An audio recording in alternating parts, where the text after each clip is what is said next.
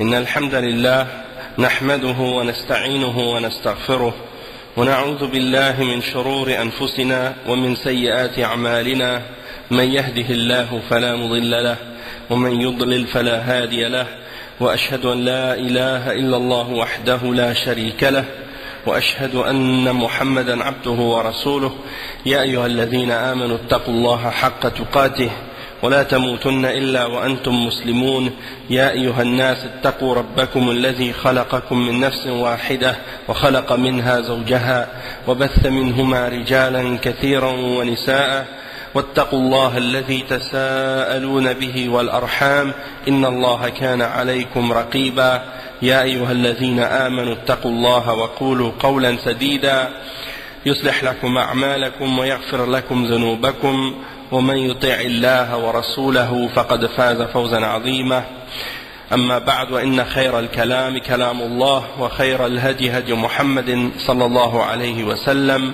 وإن شر الأمور محدثاتها وكل محدثة بدعة وكل بدعة ضلالة وكل ضلالة في النار أما بعد. Donc alhamdulillah, il y a un frère qui m'a mentionné qu'il y avait des nouveaux convertis. Donc il m'avait comme si annoncé ça, et que ça aurait été bien de leur faire un rappel ou de leur parler de quelque chose qui a rapport avec les bases de l'islam, comme si pour leur expliquer ces choses-là, puisque ça c'est le plus important, surtout quand quelqu'un est nouveau dans l'islam. Puis bon, étant donné que je savais pas exactement qu'est-ce qui allait, est-ce qu'ils allaient être là ou non. Donc là ils sont arrivés. Ok. Donc c'est ça. Donc je me disais, est-ce que je vais faire un rappel sur le Ramadan ou bien est-ce que je vais faire une présentation sur les bases de l'islam. Donc j'hésitais. Donc je sais pas, qu'est-ce que vous pensez qui serait le mieux? Hein? Ouais, parler sur les principes des bases de la foi. Inch'Allah. Donc, khair, Inch'Allah. Dans ce cas-là, on va faire un rappel sur les bases de la foi dans l'islam. Il y a un cheikh qui a écrit un petit livre en arabe qui est très bénéfique justement par rapport à ce sujet-là. Ça s'appelle Al-Manhaj al-Mukhtasar lid-Dakhilin fi al-Islam, c'est-à-dire la méthodologie résumée pour ceux qui entrent dans l'islam. Et c'est écrit par le cheikh Abdulaziz Ibn Yahya al-Bura'i, un des chouyours du Yémen. Et c'est un petit livre qu'il a écrit qui est très intéressant, très bénéfique pour quelqu'un qui commence à s'intéresser à l'islam ou qui veut se convertir à l'islam, et pour savoir qu'est-ce qu'il doit faire une fois qu'il s'est converti à l'islam. Donc, il commence par expliquer que lorsque quelqu'un désire entrer dans l'islam, il entre dans l'islam en témoignant et en faisant le témoignage de la ilaha illallah Muhammad Rasulullah, c'est-à-dire que rien ne mérite d'être adoré excepté Allah et que Muhammad est le messager d'Allah. Et le cheikh il dit وتكون بهذه الشهادة قد دخلت في الإسلام ولو كنت قبل ذلك من أي ملة إلا إذا كنت من قبل ذلك من أمة عيسى بن مريم عليه الصلاة والسلام فيلزمك أن تقول في شهادتك وأشهد أن لا إله إلا الله وأشهد أن محمدا رسول الله وأن عيسى عبد الله ورسوله. Donc il dit, une fois que tu dis ce témoignage, tu deviens musulman, tu rentres dans l'islam, et donc ça c'est quelque chose qui vient déclarer ta foi en l'unicité d'Allah et en le messager d'Allah, Muhammad sallallahu alayhi wa sallam, peu importe la religion dans laquelle tu étais avant l'islam. Sauf que le cheikh il dit, sauf que si quelqu'un était chrétien, il faisait partie de la Ummah de Isa ibn Maryam, dans ce cas-là, il doit rajouter quelque chose dans son témoignage. Et la chose qu'il doit rajouter, c'est que Isa, alayhi salam, c'est-à-dire Jésus, il est le serviteur d'Allah et son messager. Donc, c'est-à-dire pour spécifier puis clarifier qu'il a compris que lorsqu'il fait son témoignage de la ilaha illallah, c'est-à-dire qu'il témoigne que rien ne mérite d'être adoré excepté Allah, il comprend très bien que Jésus, alayhi salam, c'est uniquement un serviteur d'Allah et un messager, un prophète, et que ce n'est pas Dieu ou le Fils de Dieu, ou que, comme les chrétiens le disent, celui qui fait partie d'une Trinité, comme les chrétiens croient en la Trinité, Dieu le Père, Dieu le Fils, Dieu le Saint-Esprit. Ils disent que ces trois-là forment un seul. Donc, c'est une croyance qui est totalement en opposition avec la croyance de tous les messagers que Allah a envoyés à l'humanité, depuis Adam jusqu'à le dernier des prophètes, Mohammed sallallahu alayhi wa sallam. Même Isa alayhi salam lui-même n'a jamais enseigné cette idée-là et ces croyances-là. Donc, lorsque tu fais ton témoignage, ou que tu dis rien ne mérite d'être adoré excepté Allah, Allah c'est le créateur, Allah c'est le maître de l'univers, Allah c'est celui qui a tout créé, il n'y a pas d'autre créateur que lui, il n'y a pas d'autre maître que lui, et donc personne d'autre que lui mérite d'être adoré par la création. Donc tu témoignes de ça, et tu témoignes que Muhammad sallallahu alayhi wa sallam est le dernier des messagers, et tu témoignes que Isa alayhi salam c'est le serviteur d'Allah et c'est le messager d'Allah, sallallahu alayhi wa sallam, que c'est pas Dieu, que c'est pas le Fils de Dieu. Donc ça c'est des fondements, ça c'est la base de l'islam, d'accord? Et quand tu dis par exemple, quand les chrétiens disent par exemple Jésus est Dieu, on sait très bien que ça c'est pas possible. Déjà parce que Allah subhanahu wa ta'ala, Dieu lui-même, c'est celui qui a tout créé. Est-ce que Jésus a tout créé? Non, puisqu'il est lui-même créé. Donc il ne peut pas être Dieu. De même que est-ce qu'il a la connaissance de toutes choses? Il n'a pas la connaissance de toutes choses. Seulement Dieu a la connaissance de toutes choses. Et même que c'est attribué à Jésus dans le Nouveau Testament des chrétiens actuellement, lorsqu'on a demandé à Jésus, as-tu la connaissance de l'heure, ou est-ce que tu sais quand est-ce que va être l'heure du jugement dernier? Et il a dit, nul ne sait l'heure, ni le Fils, ni les anges, seul Dieu sait l'heure. Donc ça c'est comme si Jésus est en train de dire de lui-même qu'il ne connaît pas l'heure du jugement dernier. Et en même temps aussi, l'idée que certains chrétiens ont du fait que certains appellent Jésus comme étant un fils. Et ça, on doit savoir que déjà les chrétiens et les juifs dans la Bible, il y a plein de versets ou de passages où on appelle plusieurs prophètes de Dieu fils. Et même où on appelle les anges, on les appelle des fils de Dieu dans la Bible. Donc le terme fils dans la Bible, il n'est pas utilisé dans le sens littéral, dans son sens littéral, dans le sens de dire que les anges ou les prophètes sont des fils de Dieu, dans le sens que Dieu aurait des enfants. Puisque pour avoir des enfants, entre les hommes, on sait qu'il faut avoir une femme, et qu'il faut qu'il y ait un échange entre l'homme et la femme, puis il faut qu'il y ait des chromosomes qui se mélangent. Et ça, on sait très bien que c'est quelque chose qui est impossible d'être attribué à Allah subhanahu wa ta'ala, puisque Dieu c'est le créateur de tout. Et il n'a pas de femme, il n'a pas besoin de fils, il n'a pas besoin de femme, il n'a pas besoin de rien de ces choses-là. Tout ce qui existe, c'est créé par Dieu.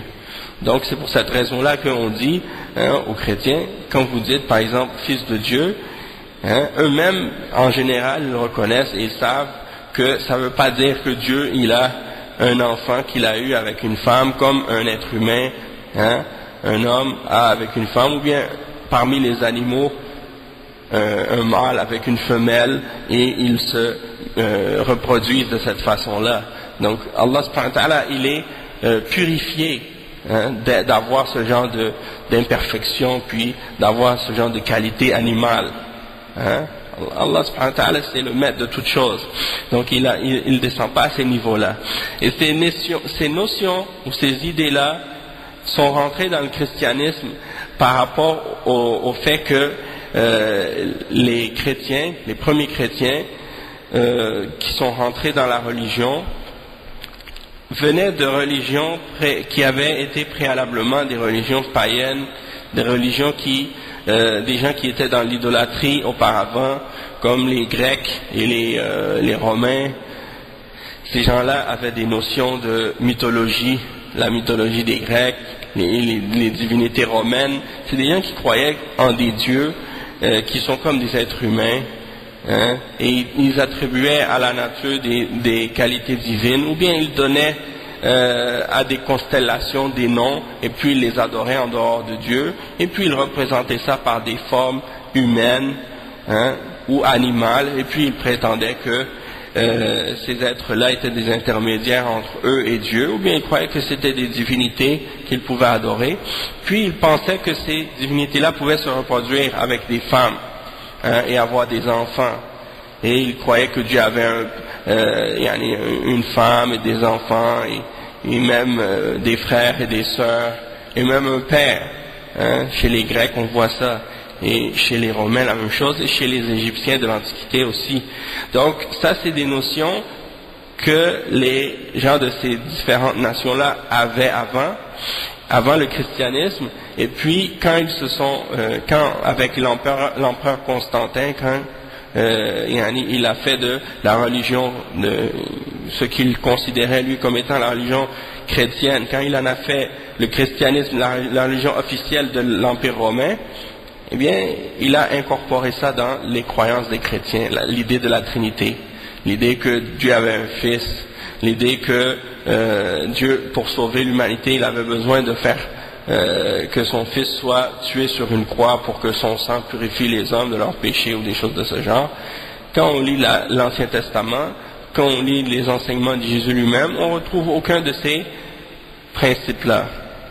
Au contraire, on retrouve les principes de la foi en un Dieu unique, les principes de l'unicité de Dieu, depuis le premier prophète, puis en passant par Abraham, Moïse, Jacob, Isaac, hein, avant ça il y avait Noé aussi. Tous ces prophètes-là, si tu leur demandes qui est Dieu, ils vont te répondre, Dieu c'est le Créateur, c'est le Maître, c'est le Tout-Puissant. Hein. Ils vont jamais te dire Jésus.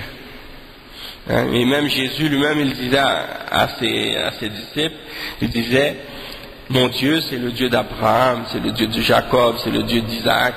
Hein, donc c'est lui le vrai Dieu. Et donc, c'était pas lui. Il disait pas aux gens, Dieu, si vous voulez savoir c'est qui, c'est moi. Adorez-moi, priez à moi, prosternez-vous devant moi. Au contraire, il disait pas ça. Il disait, adorez Dieu, croyez en Dieu, prosternez-vous devant Dieu. Donc ça, c'est des chose qui était claire dans l'enseignement de tous les messagers de Dieu, de tous les prophètes. Et si vous étiez chrétien auparavant, vous êtes familier avec les 10 commandements, et que le premier d'entre ces 10 commandements-là, si vous retournez à Deutéronome et à Lévitique dans l'Ancien Testament, vous voyez les mentions du fait que il est écrit qu'il y a un seul Dieu, que c'est lui seul que vous devez adorer, et que vous ne devez faire aucune représentation sculptée ou gravée de ce qui est dans les cieux, sur la terre et au fond des mers.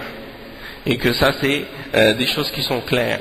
Et que tous les prophètes et les messagers de Dieu ont condamné et combattu l'idolâtrie sous toutes ses formes, hein, que ce soit par des représentations d'êtres humains ou d'animaux ou autres.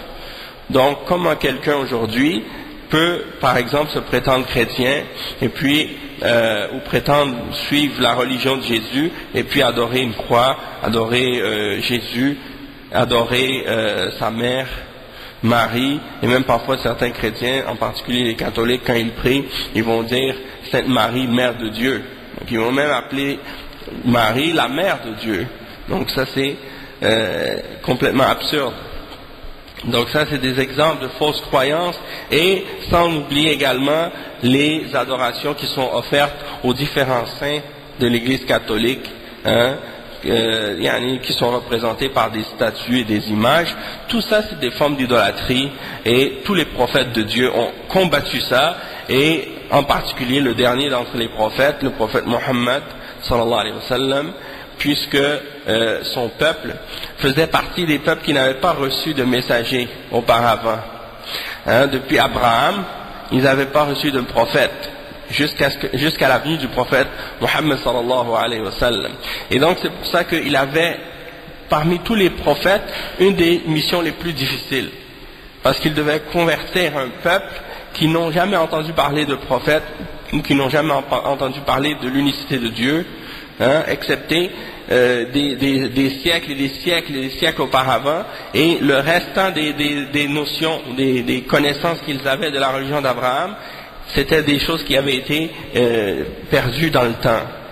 Et les gens avaient commencé à adorer des statues et des idoles qu'ils avaient rassemblées autour de la Kaaba.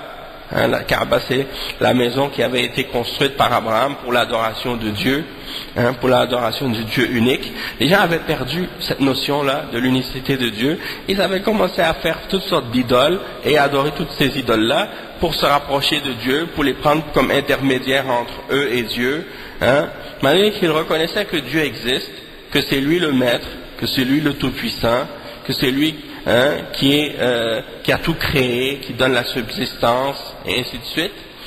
Mais ils prenaient entre eux et Dieu des intermédiaires pour se rapprocher, parce qu'ils se disaient que, étant donné que eux ils étaient des pécheurs, qu'ils avaient beaucoup de péchés, qu'ils avaient beaucoup de faiblesses, qu'ils devaient passer par des êtres parfaits, des êtres pieux, et eux allaient les aider à se rapprocher de Dieu plus, et que à cause de ça, Dieu allait accepter leurs prières plus que si c'était eux-mêmes qui priaient directement à Dieu.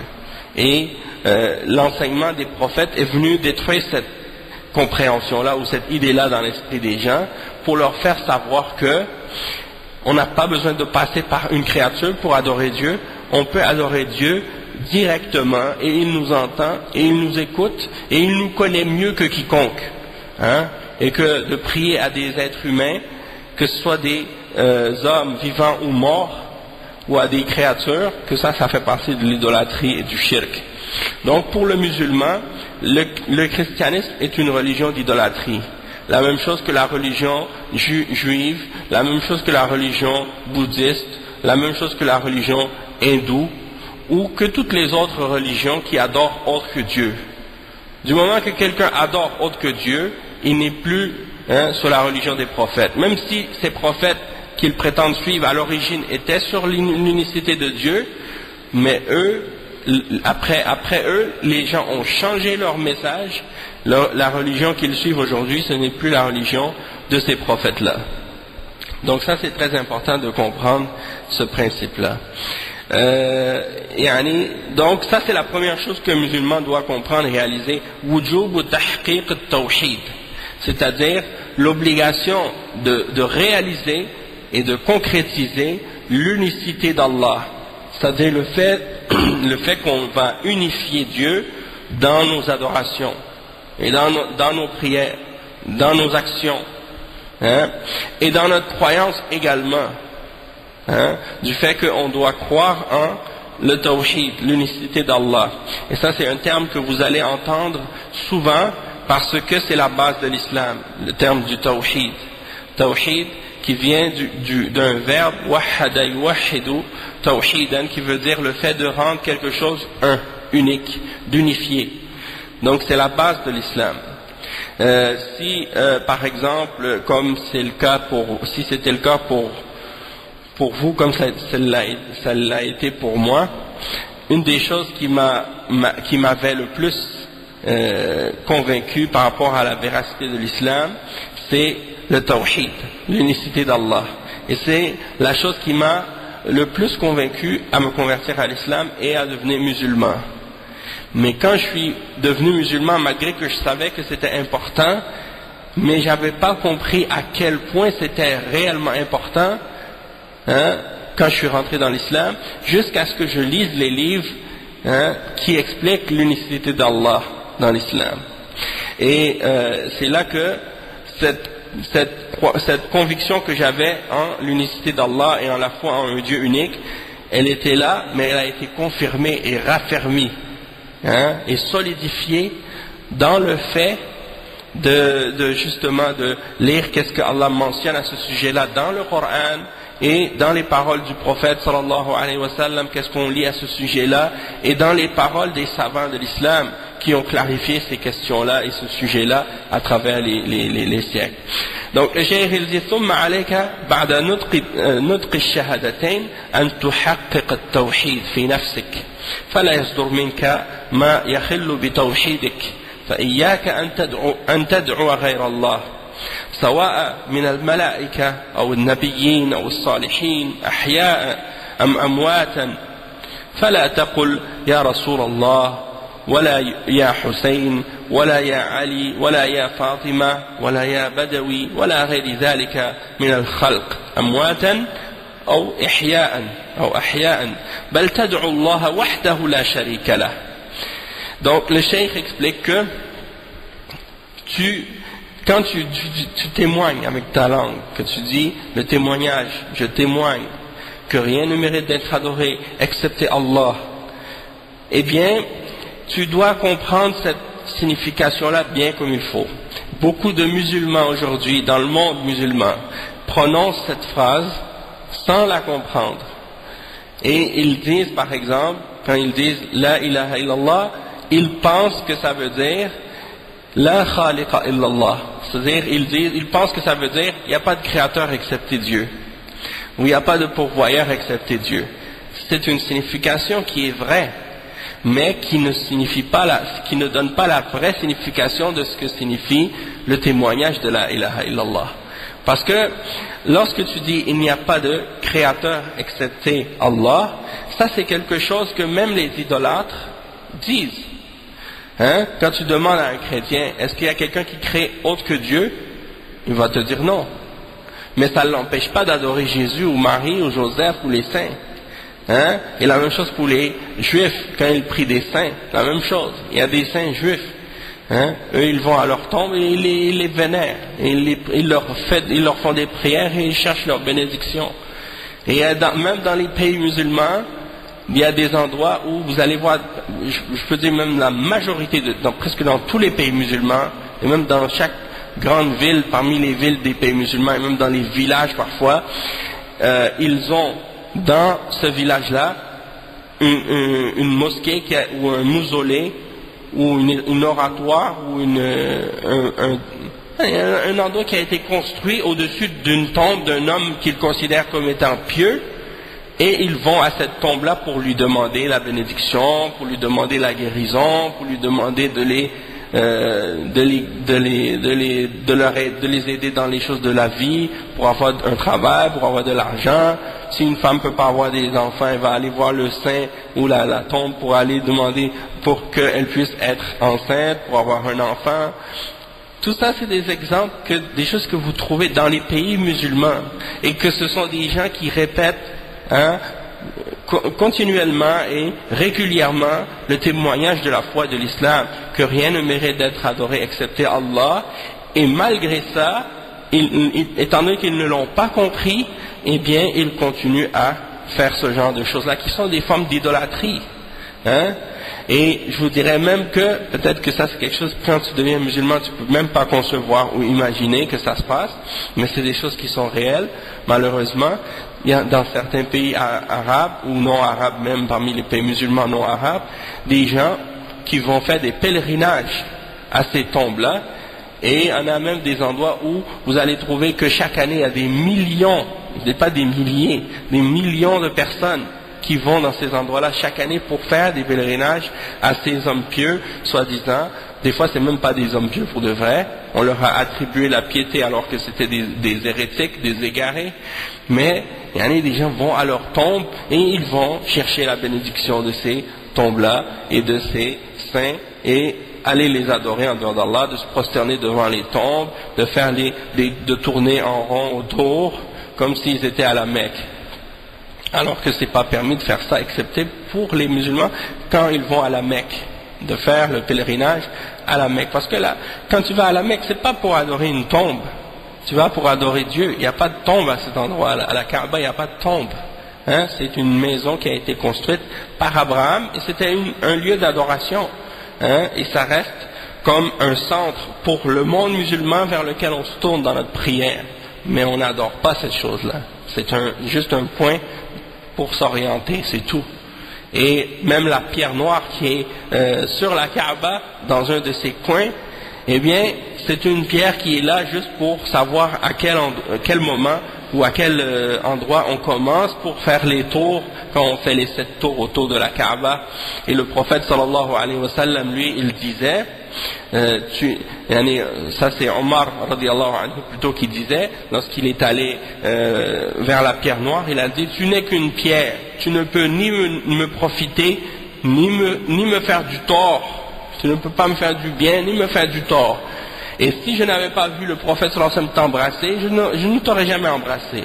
Dans le sens qu'il ne le fait pas parce qu'il croit quelque chose de spécial par rapport à cette pierre. C'est juste un exemple qu'il suit du fait que le prophète sallallahu alayhi wa sallam a fait ça, il suit cet exemple-là. Mais il n'a pas de croyance particulière par rapport à cette pierre. Celui qui croit en cette pierre, il devient idolâtre. Celui qui pense que cette pierre elle a un pouvoir, il devient mushrik. S'il pense que cette pierre peut l'aider, le rapprocher d'Allah ou quoi que ce soit de ce genre, il devient un idolâtre. Hein? Donc, ça c'est très important de savoir que c'est pas parce que quelqu'un est musulman qu'il a nécessairement compris correctement l'islam. Et ça c'est une leçon pour toi, pour moi, pour toi, pour tous les musulmans, que ce soit des convertis ou des gens qui sont nés dans l'islam. Que tu dois savoir que le fait d'être musulman, de dire la ilaha illallah, Muhammad Rasulullah, ça ne veut pas dire que tu as correctement compris qu'est-ce que c'est l'islam. Il faut l'apprendre, il faut l'étudier, et en particulier d'étudier la base de l'islam qui est la ilaha illallah. Parce que tous les gens qui ont dévié de l'islam, parmi les groupes et les sectes qui ont dévié, ils ont commencé toujours à dévier par cette base-là. C'est pour ça que le cheikh il dit ici que tu ne dois rien, la ilaha illallah, ça veut dire que tu ne dois rien adorer et invoquer ou prier ou offrir un acte quelconque d'adoration à autre que Allah seul. Ça veut dire que tu ne dois pas prier ni à un ange, ni à un prophète, ni à un homme pieux ou un saint, que ce soit quelqu'un qui est mort ou vivant. C'est Dieu seul, le Créateur seul que tu dois adorer, et c'est seulement devant lui que tu dois te prosterner. Et quand tu as un moment de détresse ou que tu as des problèmes, tu ne dois pas invoquer le nom du messager, dire « Oh Mohammed » ou « Oh le messager », comme le font certains, parmi certaines sectes musulmanes comme les soufis par exemple, ou certaines de ces tendances-là, quand ils ont des malheurs ou des problèmes, ils crient « Oh Mohammed, aide-moi » au lieu d'appeler Allah. Ou bien ils appellent leur cheikh, hein, celui qui a fondé par exemple leur groupe ou leur secte. Ils l'appellent Ya Abdul Qadir Al-Jilani, Ya Ahmed Tijani, Ya Ahmed Al-Rifa'i, hein, et ainsi de suite. Ils les appellent au secours, comme si eux ils étaient capables de les aider en dehors d'Allah. Donc ces gens-là, ils ont oublié le Créateur et ils ont adoré la créature. Et ça, c'est ce qui est, en islam, considéré comme étant du shirk. C'est-à-dire le fait d'associer ou de donner à Dieu des partenaires dans l'adoration. Et ça, c'est le plus grand péché que quelqu'un peut commettre. C'est le plus grand péché que quelqu'un peut commettre en islam. C'est plus grave que le meurtre, c'est plus grave que le mensonge, c'est plus grave que le vol, c'est plus grave que le viol, c'est plus grave que toutes les guerres qui peuvent arriver sur la terre. C'est le plus grand péché, le péché ultime. C'est le seul péché que si quelqu'un qui meurt et il meurt sur ce péché-là sans se repentir, il meurt et qu'il est garanti pour l'enfer pour l'éternité. Mais si quelqu'un fait un autre péché que celui-là, alors qu'il est croyant et qu'il adore que Dieu seul, mais qu'il meurt sur un grand péché, comme par exemple boire de l'alcool ou faire l'adultère ou des péchés comme ça, quelqu'un meurt sur un autre péché que le shirk, il est sous la volonté d'Allah. C'est-à-dire que au jour de la résurrection, Dieu va décider qu'est-ce qu'il va faire avec lui. Soit que Dieu va pardonner cette personne par sa miséricorde et le faire rentrer directement au paradis, hein, pour des bonnes actions qu'il a faites, ou bien parce qu'il a eu des épreuves dans sa vie qui ont fait que ces péchés-là ont pu être effacés ou des choses de ce genre, ou bien cette personne-là va être punie en enfer pour un certain temps, puis qu'elle va sortir de l'enfer, puis elle va rentrer au paradis par la suite. Ça veut dire que celui qui est sur l'unicité d'Allah, qui est sur le tawhid, qui a cru en un Dieu unique et qui n'a adoré rien d'autre que Dieu, mais qui meurt sur un grand péché, il ne va pas demeurer en enfer pour l'éternité, ça c'est certain. Combien de temps il va rester en enfer? Seul Dieu le sait. C'est-à-dire, il peut rester pendant des milliers d'années, ou plus, ou moins, c'est Dieu seul qui sait. Mais c'est certain que s'il a une atome de foi en l'unicité d'Allah, il ne va pas rester éternellement en enfer. Tôt ou tard, Dieu va le faire sortir. Les seuls qui vont demeurer en enfer pour l'éternité sont les gens qui ont adoré d'autres que Dieu. Même s'ils avaient fait aucun péché autre, même s'ils avaient fait aucune autre, même s'ils avaient fait toutes les bonnes actions et qu'ils étaient les meilleurs hommes du monde, ils n'ont pas volé personne, n'ont pas tué à personne, n'ont pas menti, mais ils ont commis l'idolâtrie et le shirk, ils vont être en enfer pour l'éternité, parce que ils n'ont pas établi la base pour laquelle Allah les avait créés. Et c'est pour ça que Allah subhanahu wa ta'ala dit dans le Coran, وَمَا خَلَقْتُ الْجِنَّ وَالْإِنسَ إِلَّا لِيَعْبُدُونَ. Je n'ai créé les djinns et les hommes que pour qu'ils m'adorent. Dieu nous a créés pour l'adoration. Et toi, tu adores d'autres que lui. Dieu t'a donné la vie. Toi, tu jouis de cette vie-là et tu remercies autre que lui. Dieu t'a donné la subsistance et la nourriture. Et tout ce que tu as, c'est lui qui te l'a donné. La vue, l'ouïe, la raison, le cœur. Tout ça, il te l'a donné. Toi, tu le prends puis tu remercies d'autres que lui pour ça. Et c'est le comble de l'ingratitude. Il n'y a pas d'ingratitude plus grande que cette ingratitude-là.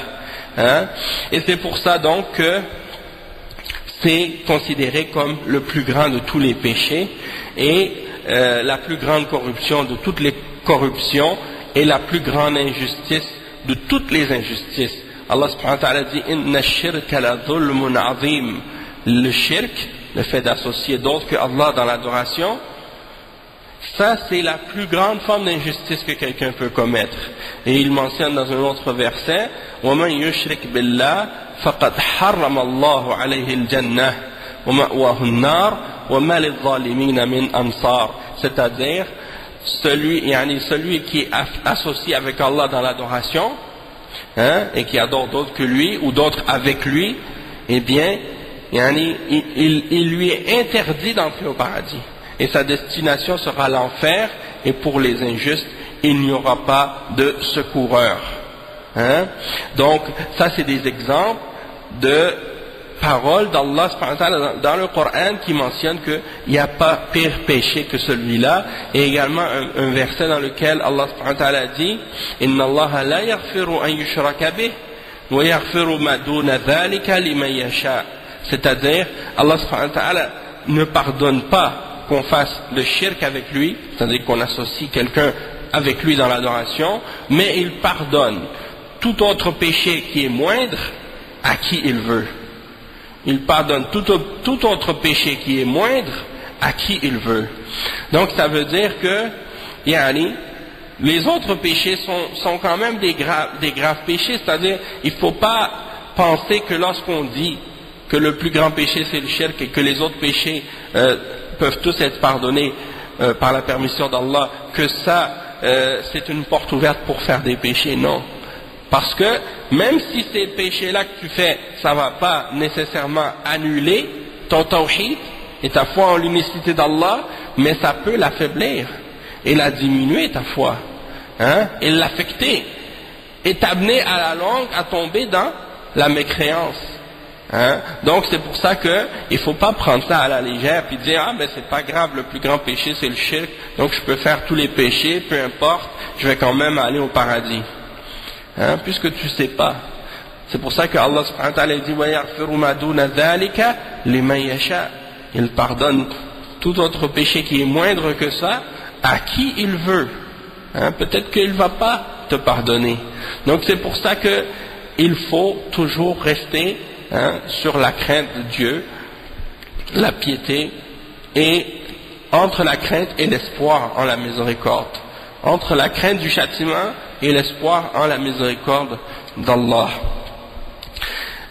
Il y en a parmi les gens, comme je disais, parmi ceux qui se disent musulmans, et qui disent la ilaha illallah, Muhammad Rasulullah, et qui prient 5 fois par jour, et qui font le jeûne, et qui font le hajj, qui font les principes de l'islam, des gens qui, quand ils ont un problème, ils appellent le prophète Muhammad sallallahu alayhi wa sallam. Ils le prient, ils l'appellent au secours, ou bien ils appellent un des petits-fils de du prophète sallallahu alayhi wa sallam, son petit-fils Hussein. Et ça en particulier chez les chiites. Vous allez trouver que eux ils adorent les descendants de la famille du prophète sallallahu alayhi wa sallam, Ali, Hussein, Fatima. Quand ils ont un malheur ou un problème, tu les entends crier les noms. Ya Ali, Ya Hussein, Ya Fatima. Au lieu d'appeler Allah. Tout ça c'est de l'idolâtrie, c'est du shirk. Et c'est pour ça que d'établir la foi en l'unicité d'Allah, c'est la base de l'islam. La base de l'islam, c'est pas de faire les 5 prières par jour. C'est pas par exemple, faire le jeûne du Ramadan, ou de payer la zakat, ou de faire le hajj. Ces choses-là sont parmi les 5 piliers, mais ce ne sont pas les plus importants. Le plus important, c'est la ilaha illallah Muhammad Rasulullah. Il vient avant tous les autres. Si il n'est pas correct, ce pilier-là, si la ilaha illallah il n'est pas bien compris et bien correct, tous les autres piliers vont être nuls. Tous les autres piliers que tu pratiques vont pas être acceptés d'Allah. Ça veut dire que tu vas faire la prière, tu vas faire le jeûne, tu vas faire le hajj, tu vas faire la zakat, tu vas faire tous les autres piliers de l'islam. Mais ton la ilaha illallah, tu l'as pas compris comme il faut et tu l'appliques pas comme il faut. Le résultat de ça, c'est que toutes tes prières, tes jeûnes, ton hajj, tout ce que tu as fait comme adoration, c'est zéro. Allah subhanahu wa ta'ala, il dit dans le Coran, justement à ce sujet-là, il dit وَقَدِمْنَا إِلَى مَا عَمِلُوا مِنْ عَمَلٍ فَجَعَلْنَاهُ هَبَاءً مَنْثُورًا. Tout ce que les gens avaient fait comme adoration, Allah subhanahu wa ta'ala va le prendre, ces gens-là qui avaient fait du shirk, il va prendre leurs adorations, il va le faire devenir comme de la poussière éparpillée par le vent. Ça veut dire que leurs œuvres, elles ne vaudront plus rien, elles n'auront plus de valeur. Comme Allah subhanahu wa ta'ala dit, وَمَنْ يُشْرِكْ بِاللَّهِ فَقَدْ حَبِطَ عَمَلُهُ. Celui qui fait le shirk avec Allah, qui associe avec Allah dans l'adoration, son œuvre, elle est vaine, elle devient vaine, nulle, sans aucune valeur. وَهُوَ فِي الْآخِرَةِ مِنَ الْخَاسِرِينَ. Et dans l'au-delà, il sera parmi les perdants.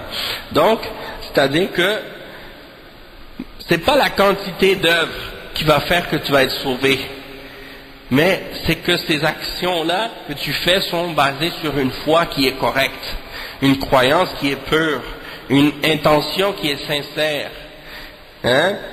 Ça, c'est fondamental.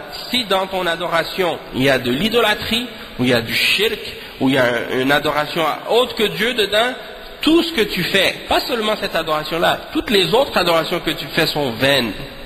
Parce que le shirk annule toutes les œuvres, sans exception. D'accord? Donc ces gens-là, ils se disent musulmans, comme vous voyez les chiites, par exemple en Iran ou ailleurs, en Palestine, en Syrie ou au Pakistan ou ailleurs en Inde, il y a des sectes comme la secte des chiites, les Rafida. Quand ils ont des malheurs, ils appellent ces gens-là.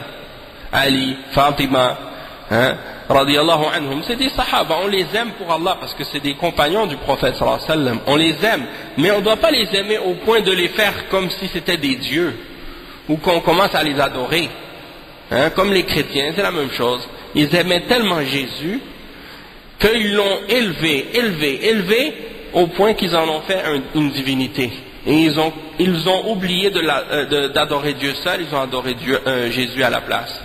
Ils ont adoré Jésus au lieu d'adorer Dieu. Et souvent les chrétiens, ils te voient et disent, Jésus a dit, je suis le chemin et la vie, nul ne va au Père que par moi. Nul ne va au Père que par moi. Et donc ils pensent qu'en disant ça, ça y est, ils ont trouvé l'argument pour prouver que il faut prendre Jésus pour Dieu, il faut adorer Jésus.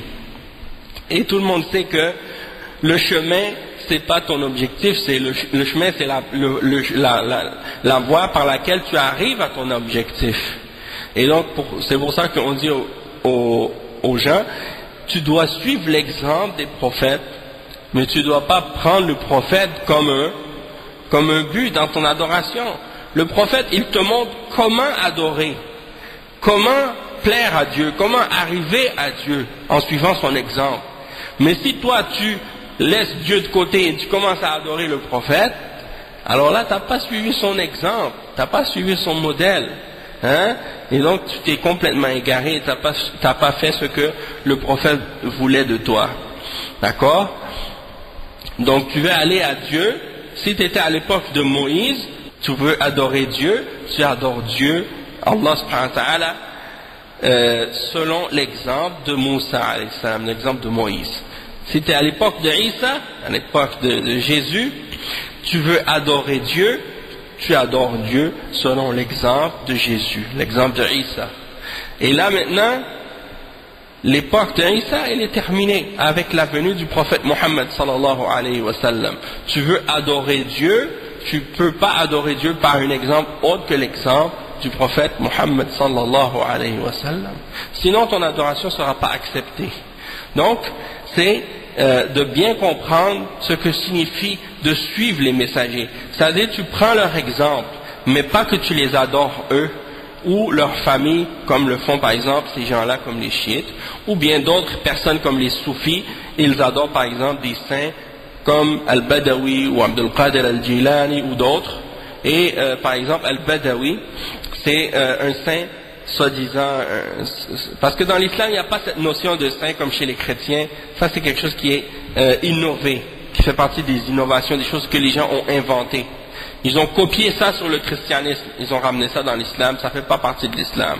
Hein? Mais ça c'est une secte comme ça qui s'appelle les soufis, et eux c'est ça ce qu'ils font, ils copient sur les chrétiens, les juifs, les hindous, les bouddhistes, et ils ramènent ces choses-là dans l'islam, puis ils présentent ça comme si c'était l'islam. Et donc c'est une des sectes d'égarement, parmi les sectes d'égarement. Et bien eux ils adorent un homme qu'ils prétendent être un saint, et il s'appelle Al-Badawi par exemple. Ça c'est un des saints qu'ils adorent. Et il est enterré dans une ville qui s'appelle Tanta en Égypte. Et à chaque année il y a comme 3 millions de gens qui vont à sa tombe pour lui demander des faveurs, des bénédictions, des choses de ce genre. Hein? Donc ça c'est des exemples de shirk aussi. Et tout ça c'est interdit, puisque dans l'islam tu dois adorer seulement le Créateur. Tu n'as pas le droit d'adorer la créature, ou de passer par la créature pour adorer le Créateur. Tu adores directement Allah subhanahu wa ta'ala. Donc le cheikh il dit que également tu dois pas, il dit كذلك لا تذبح لغير الله ولا تحلف بغير الله ولا تلجأ في أمورك كلها إلا إلى الله فهو الذي بيده كل شيء. قال تعالى مخاطبا نبيه محمد صلى الله عليه وسلم قل لا أملك لنفسي نفعا ولا ضرا إلا ما شاء الله. فإذا كان الرسول صلى الله عليه وسلم لا يملك لنفسه نفعا ولا ضرا وهو حي من باب أولى أنه لا يملك لغيره نفعا أو ضرا وهو ميت. Donc le cheikh il explique ici que c'est pas seulement la prière que tu dois pas offrir à un mort ou à un vivant. Même les autres formes d'adoration, comme par exemple le fait de faire un sacrifice ou une offrande pour Allah, tu dois le faire uniquement pour Allah et pas le faire pour une créature. Si tu sacrifies un animal pour une créature, pour un homme pieux, une tombe, une croix, une statue, une idole, ou pour un djinn, peut-être que vous n'avez pas entendu parler des djinns. Les djinns, c'est une créature qui existe, une autre création de Dieu qui existe, en parallèle avec celle des êtres humains sur la terre, qui est invisible et qui est comme les êtres humains dans le sens qu'elle a une liberté de choisir entre le bien et le mal, l'obéissance et la désobéissance, et ils seront jugés eux aussi comme les êtres humains au jour de la résurrection, et ceux d'entre eux qui sont obéissants à Dieu sont des musulmans, et il y a également parmi eux ceux qui sont désobéissants à Dieu, qu'on appelle les diables. C'est eux qu'on appelle les diables, les shayatines. Et le diable, celui qu'on appelle le diable Même chez les chrétiens, chez les juifs, c'est le premier d'entre eux, c'était Iblis, qui s'appelait Iblis. Et c'est lui donc le premier qui est à la base de l'égarement des hommes, et c'est lui qui essaie de tout faire pour se venger des hommes et pour les faire amener avec lui dans l'enfer. Et l'histoire à ce sujet-là est mentionnée dans plusieurs endroits dans le Coran à propos de l'histoire de Iblis lorsqu'il était avec les anges et que Allah subhanahu wa ta'ala lui a ordonné de se prosterner devant Adam après que Allah l'ait créé, et puis qu'il a refusé par orgueil, par arrogance, et il a pensé qu'il était meilleur que lui, c'est-à-dire il a dit je suis meilleur que Adam, alors pourquoi je vais me prosterner devant lui? Moi je suis fait de feu, l'origine de ma création c'est le feu, tandis que l'origine de la création de Adam c'est la terre, et la terre est pas meilleure que le feu est meilleur. Donc je ne peux pas me prosterner devant quelqu'un qui crée de terre à l'origine. Il s'est pensé meilleur que Adam, et par arrogance et orgueil, il a refusé de se soumettre à l'ordre de Dieu.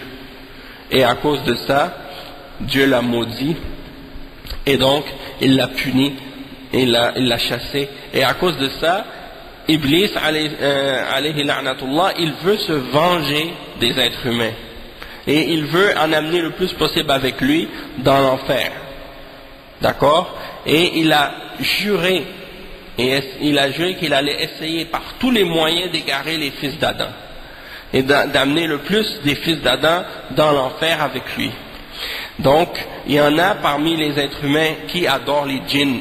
Et tout ce que vous avez entendu, comme par exemple de la magie, la sorcellerie, le vaudou, ou toutes ces autres affaires-là, c'est par rapport à des êtres humains qui rentrent en contact avec des djinns et qui échangent des faveurs avec eux, et ils font des sacrilèges en échange de certains services des djinns.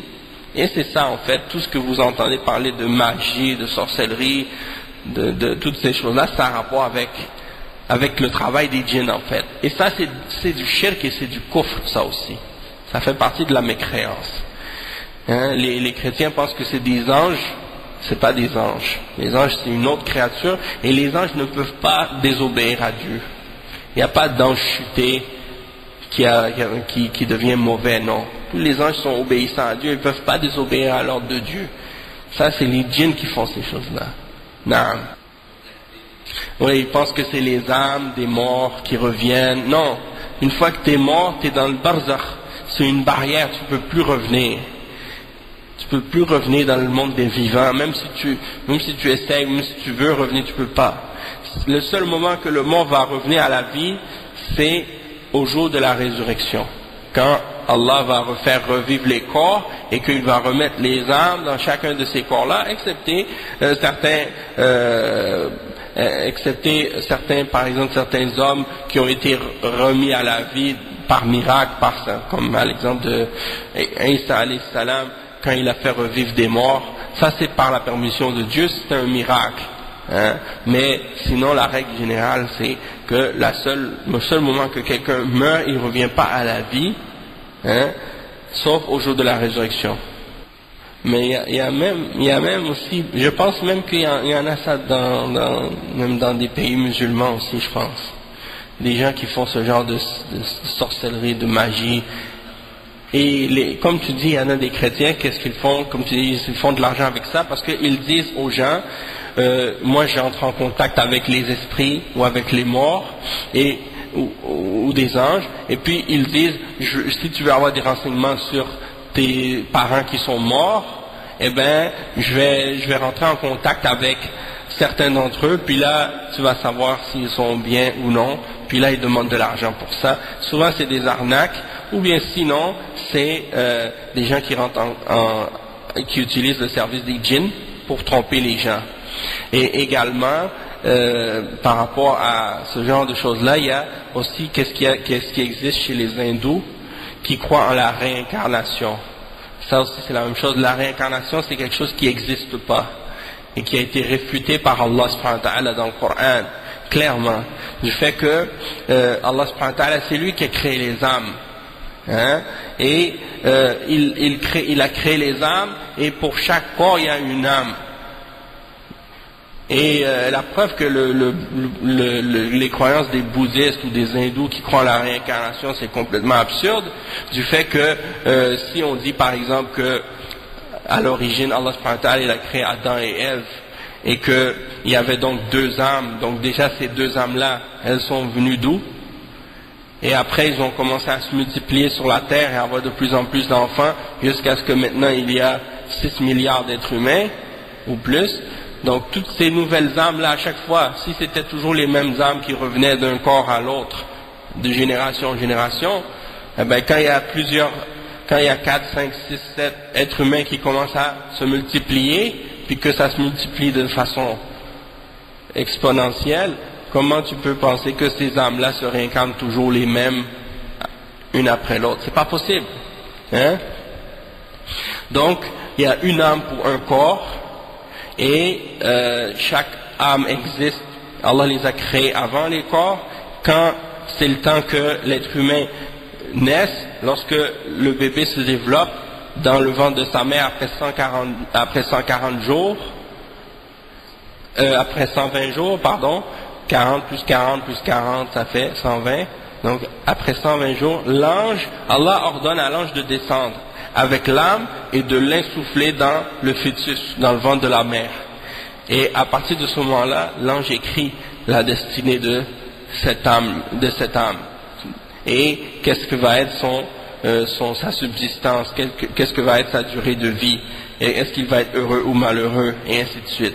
Et là, après ça, il naît. Mais il n'y a pas de réincarnation. Quand tu meurs, les anges viennent, ils prennent ton âme, hein, et au jour de la résurrection, quand l'ange va souffler dans la trompe et que toutes les âmes vont être renvoyées à leur corps, Allah va faire revivre les corps et puis les âmes vont toutes retourner chacune d'elles au corps de son propriétaire. Hein? Il n'y a pas d'âme qui va d'une personne à l'autre, la même âme qui se promène pour plusieurs personnes ou des choses comme ça. Ça c'est rejeté, hein, c'est faux. Et c'est contraire à la logique et c'est contraire aussi à la révélation. Et même de toute façon, comme les bouddhistes ou les hindous, ils disent que lorsque quelqu'un il se réincarne, c'est parce que dans la vie précédente il avait fait des erreurs, il a besoin de se corriger, donc il va vivre une autre vie encore pour essayer de se corriger dans cette vie-là, puis jusqu'à ce qu'il arrive à la perfection et qu'il atteigne le nirvana, et là il va devenir un avec l'âme universelle, comme ils disent.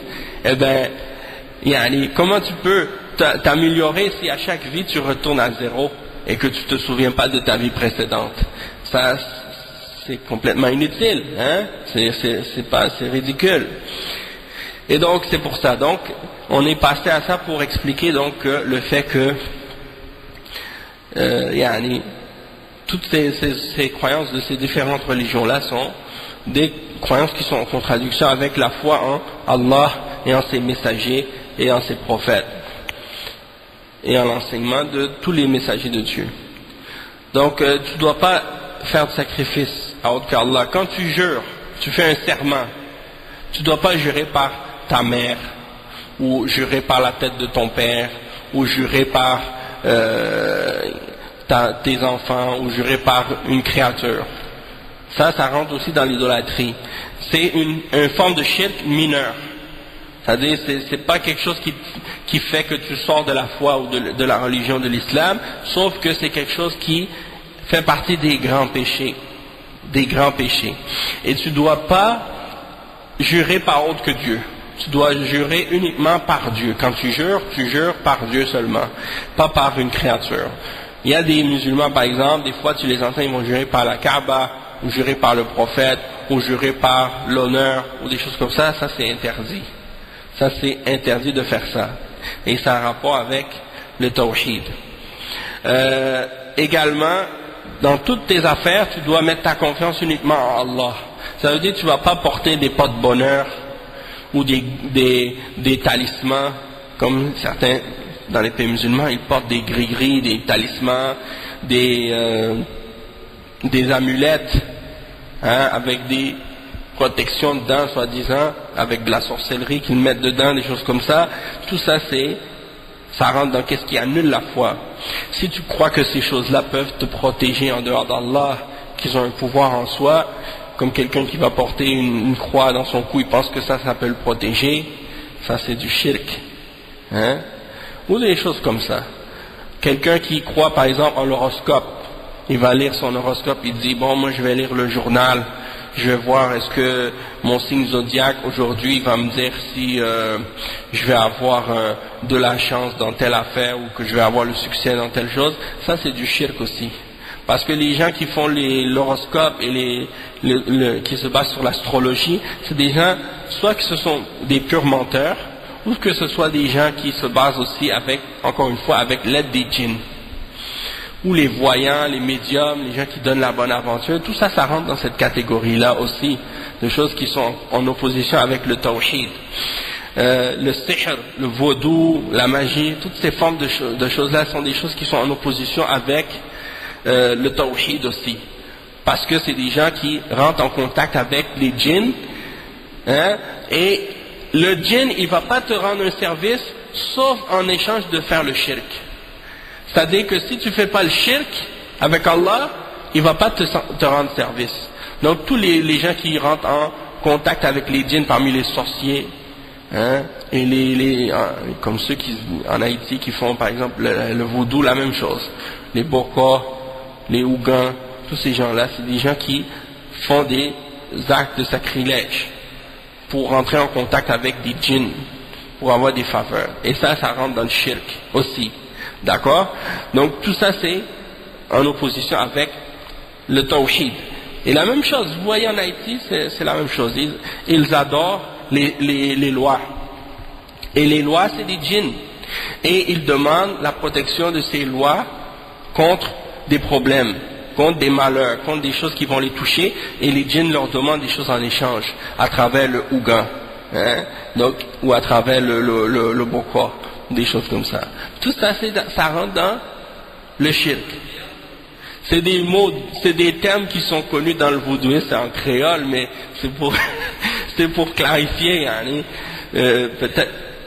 En fait, le Boka, c'est un sorcier vaudou. Et le Ougan, c'est le prêtre vaudou. Ok? Et les lois, c'est les esprits que les Haïtiens ou les autres, parce que c'est pas juste en Haïti qu'il y a du vaudou, mais tous ceux qui croient en ces esprits-là, bon, c'est les noms qu'ils donnent. Et chacun, ils ont leur nom. Et une des particularités des lois en Haïti ou des croyances de ces gens-là en Haïti, c'est qu'ils ont associé à chaque loi le nom d'un saint de l'Église catholique. Et c'est pour ça que la religion catholique et le vaudouisme sont les deux presque entremêlés. Tu vois, les deux sont collés ensemble.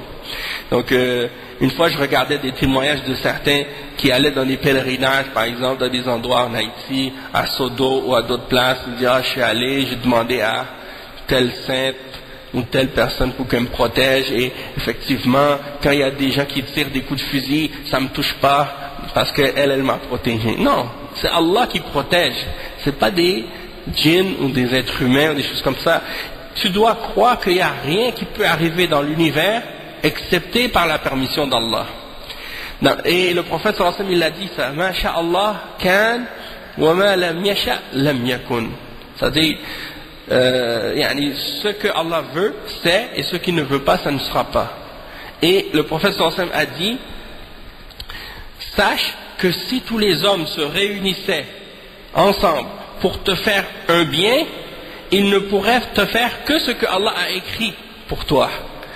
Et sache que si tous les hommes se réunissaient ensemble pour te faire un mal, ils ne peuvent te faire de mal que ce que Allah a écrit pour toi. Donc ça veut dire que tu dois avoir confiance en ça et être convaincu de ça, que tout ce qui existe dans l'univers c'est Allah qui l'a créé, c'est Allah qui l'a voulu, Allah l'a écrit, hein, et il n'y a rien qui peut se produire dans l'univers sans la volonté d'Allah et sans la permission d'Allah. Et Allah a tout créé dans l'univers, que ce soit bien ou mal. Hein? Et il n'y a pas de mal absolu dans la création d'Allah, dans le sens que dans tout ce qu'Allah a créé, il y a du bien, même si c'est un mal. Parce que Allah subhanahu wa ta'ala, s'il l'a créé, c'est parce qu'il y avait une sagesse derrière l'existence de cette chose-là. Soit pour tester les hommes, ou des choses de ce genre. Ça fait partie, ça a un lien où c'est relié à la foi en la prédestination, qui est un des 6 piliers de la foi dans l'islam. Bon, on y reviendra, Inch'Allah, à ça. Le cheikh, il explique aussi que le prophète, sallallahu alayhi wa sallam, ou bien plutôt, Allah subhanahu wa ta'ala, il mentionne dans le Coran, à propos de son prophète, le prophète Muhammad sallallahu alayhi wa sallam, il lui ordonne de dire, dis aux hommes, ô Muhammad, que je ne détiens pour moi-même ni la capacité de profiter à quiconque ou de nuire à quiconque, excepté par rapport à ce que Allah a voulu. C'est-à-dire, je ne peux pas faire un bien ou un mal, je ne peux pas profiter ou nuire, excepté par la permission d'Allah. Donc le cheikh il dit, regardez ce que Allah subhanahu wa ta'ala dit à son prophète sallallahu alayhi wa sallam. Si le prophète sallallahu alayhi wa sallam, il ne détenait pas la capacité de faire un bien pour lui-même, de se profiter ou de nuire, alors qu'il était vivant, alors c'est encore moins probable qu'il va être capable de nuire ou de profiter alors qu'il est mort, sallallahu alayhi wa sallam. C'est pas possible, hein? Donc il y en a parmi les soufis, ils vont dire que le prophète sallallahu alayhi wa sallam, il est mort, mais étant donné que c'est un prophète, il est dans sa tombe, il est vivant dans sa tombe. Et ça c'est une chose qui est vraie, puisque les martyrs et les prophètes sont vivants dans leur tombe. Mais c'est pas une vie qui est comme la vie de cette vie d'ici-bas. C'est une vie qui est particulière à cette dimension ou à cette réalité-là qui est après la mort. On ne peut pas comparer ça à la vie d'ici-bas. Donc eux, ils pensent qu'à cause de ça, ils peuvent demander aux prophètes de les aider ou leur demander quelque chose. Les Sahaba, ils n'ont jamais fait ça. Les compagnons du prophète Mohammed, sallallahu alayhi wa sallam, quand le prophète Mohammed sallallahu alayhi wa sallam est mort, quand ils avaient un problème, ils ne sont jamais allés à la tombe du prophète sallallahu alayhi wa sallam pour demander au prophète sallallahu alayhi wa sallam, est-ce qu'on doit faire ça de telle façon? Est-ce qu'on doit faire ça? Est-ce que c'est comme ça qu'il faut faire? Est-ce que c'est pas comme ça? Jamais. Hein? Parce qu'ils savent que le prophète sallallahu alayhi wa sallam, il est mort. Hein? Mais quand on dit qu'il est vivant dans sa tombe, c'est une vie, on appelle ça une al-hayatul barzakhiyya, la vie du barzakh. Et cette vie-là, c'est pas une vie qui est comparable à cette vie d'ici-bas, et elle n'est pas régie par les mêmes règles et les mêmes lois que la vie d'ici-bas. Donc, toi, va pas demander à un mort ou à un homme pieux ou à un saint de t'aider ou de te sauver, puisque lui-même, il ne peut rien faire pour sa propre personne, une fois qu'il est mort. Demande à Allah si tu veux demander quelque chose, pas à sa créature. Ensuite, le cheikh, donc, il dit, ça c'est notre croyance et notre foi par rapport à ça. Que personne ne peut nous aider ou nous nuire, profiter ou nous venir en bien, nous faire un bien quelconque ou nous nuire, excepté par la permission d'Allah. Donc, si ça s'applique au prophète Mohammed sallallahu alayhi wa sallam, alors que c'est le meilleur des prophètes, le meilleur des hommes, donc tous ceux qui viennent en dessous, c'est encore plus vrai à leur sujet. C'est-à-dire, si tu dis ça à propos du prophète sallallahu alayhi wa sallam, eh bien c'est encore plus vrai par rapport à tous les hommes pieux qui sont venus après lui, que ce soit à partir des sahaba ou bien à partir des hommes pieux qui sont venus par la suite, parmi les saints que les soufis prétendent être des hommes pieux, eh bien eux ils peuvent encore moins vous aider et vous nuire ou vous profiter que le prophète Mohammed sallallahu alayhi wa sallam. Donc eux ils disent, vous avez aucun respect pour le prophète sallallahu alayhi wa sallam, vous dites qu'il ne peut pas vous aider, vous dites qu'il ne peut pas vous profiter ou vous nuire.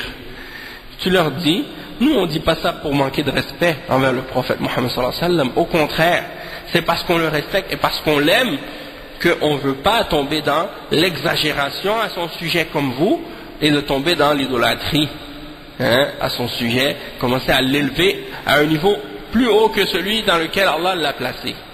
Parce que ça c'est un manque plus grand de respect encore. D'agir comme ça, c'est un manque de respect premièrement envers Allah subhanahu wa ta'ala, parce que tu mets une créature au niveau de Dieu, et ça c'est interdit, et en même temps un manque de respect envers le prophète Mohammed sallallahu alayhi wa sallam du fait que tu contredis son ordre. Hein? Donc ça c'est un exemple, et donc ça c'est un petit résumé par rapport à gagner qu'est-ce qu'il y a rapport avec le fait de témoigner et de dire la ilaha illallah.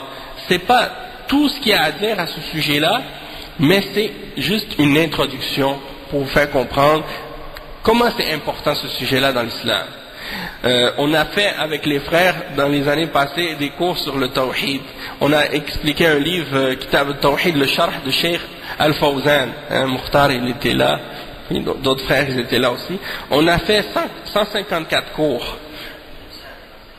On a fait Al-Irshad en 75 cours, mais on a fait aussi Al-I'anatul Mustafid, le Sharh de Kitab al-Tawhid de Cheikh Al-Fawzan, en 154 cours. Donc ça veut dire que c'est un sujet qui est très vaste, hein, très élaboré. Là on en a parlé juste en surface, donc c'est juste pour faire une intro, Inch'Allah, par rapport à la suite et au reste.